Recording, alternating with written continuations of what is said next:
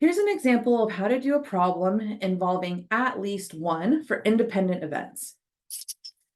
An experienced teacher writes an exam so that on average, about 5% of students will earn an A grade.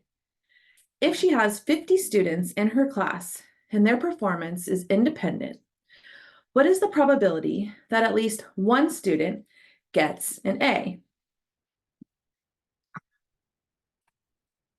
So we're going to let A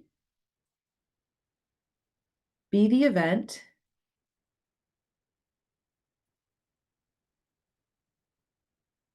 that a student earns an A grade.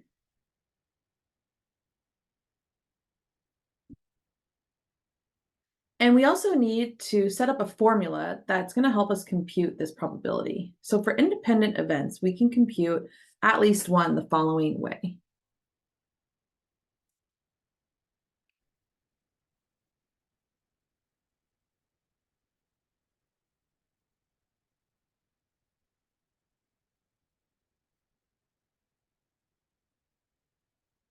So the probability of at least one event A occurs, whatever your event A is equal to 1 minus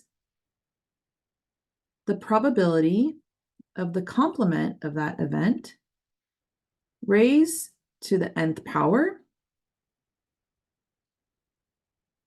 where n is the number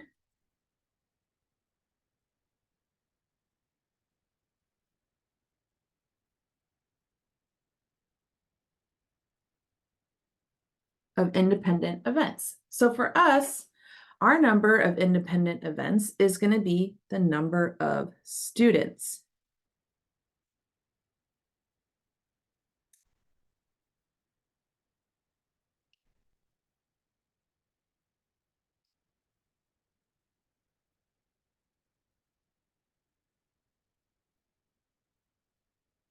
We also need to know the probability of a complement. So if we have here that the probability or that A is the event that a student earns an A, then we know that the probability of earning an A based on the information given is 5% or 0.05. This was 5% as given in the problem.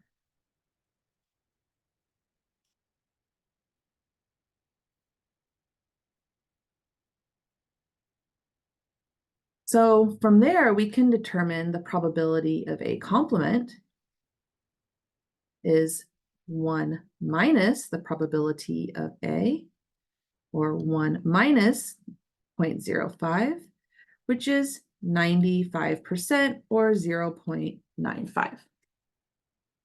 So now that we have this, we can put it all together. So we're going to have the probability of at least one event A occurs is equal to 1 minus the probability of a complement, we said was 0.95, raised to the power n, which is 50. So the first thing we're going to do is we're going to compute 0.95 to the power of 50.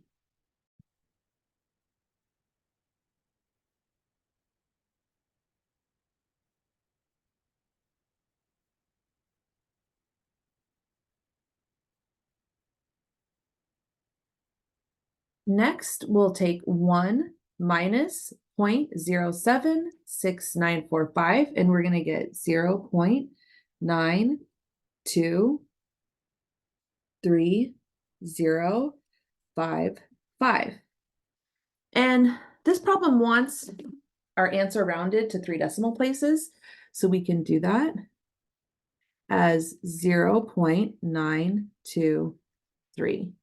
And so here we'll have our final answer